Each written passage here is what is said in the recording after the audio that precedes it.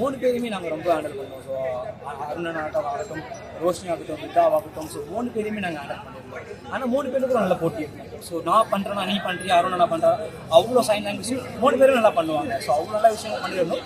அதை தாண்டி சார் எங்களுக்கு கிளாஸஸ் சொன்ன விஷயம் என்னன்னா கிளைமேக்ஸ் தான் எனக்கு ரொம்ப முக்கியம்.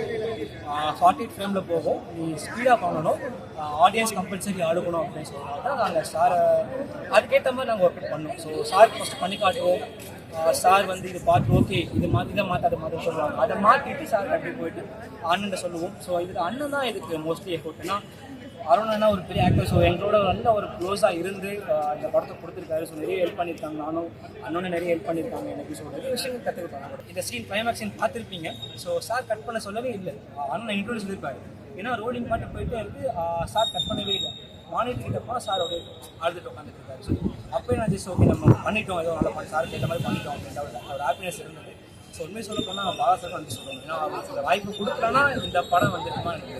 ஸோ முழுக்க அண்ணனும் மெயின் இவர் தான். ஸோ இவருக்கு கோஆர்டினேட்டர் நானும் கூட இருந்து அண்ணன் கூட சேர்ந்து பண்ணிட்டு அப்படின்ற விஷயம்.